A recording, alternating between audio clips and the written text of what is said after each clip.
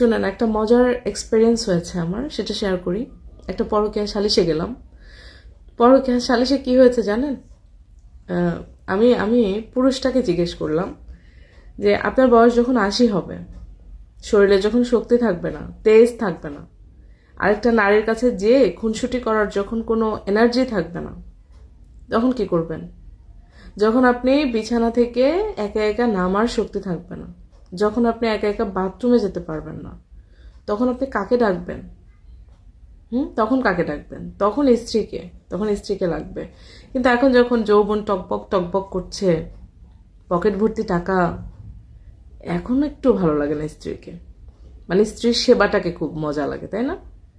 আর যে নারী ছিল তাকে বললাম যে এখন এত ভালো লাগছে, এত ভালো লাগছে, দুদিন পরে যখন নিজের ইজ্জত সম্মান সব হারাবেন, তারপরে যখন ওই লোকটা হাতটা ছেড়ে দিয়ে চলে যাবে, তখন যত অভিযোগ পুরুষের, যত দোষ পুরুষের। কিন্তু আপনি যে বাসার বাইরে এসে তাকে, মানে তার কাছ থেকে কিছু পাওয়ার স্বার্থে তাকে ব্যবহার করছেন, এটা বুঝেন না।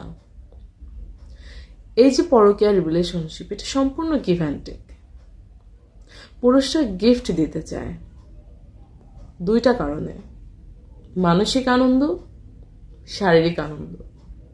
মেয়েরা গিফট নিতে চায় কয়টা কারণে? কোনো কারণেই না, ওই গিফট পেলেই তারা খুশি। তো বিষয়টা হচ্ছে, আপনারা যারা মনে করেন জীবনসঙ্গীকে ভাল লাগতেছে না, দুদিন পর আরেক জায়গায় যাব, তার দুদিন পর আরেক জায়গায় যাব, তাদেরকে একটা কথা বলি, শরীরে শক্তি থাকলে অনেক কিছু মনে চায়। গলায় একটু সমস্যা হয়েছে, শরীরে শক্তি থাকলে অনেক কিছু মনে চায়। দেখবেন পেটে যখন ক্ষুধা লাগবে, এইটা খাবো ওইটা খাবো, এটাতে পেট ভরবে না, এতখানি রান্না করো, ওইটা করো। যখন আপনি একটা জিনিস মুখে দিবেন না, ছোট্ট করে একটা অল্প একটু লোকমা মুখে দিবেন, দেখবেন বাকি খাবার সব পড়ে আছে, এত খাওয়ার এনার্জি থাকে না।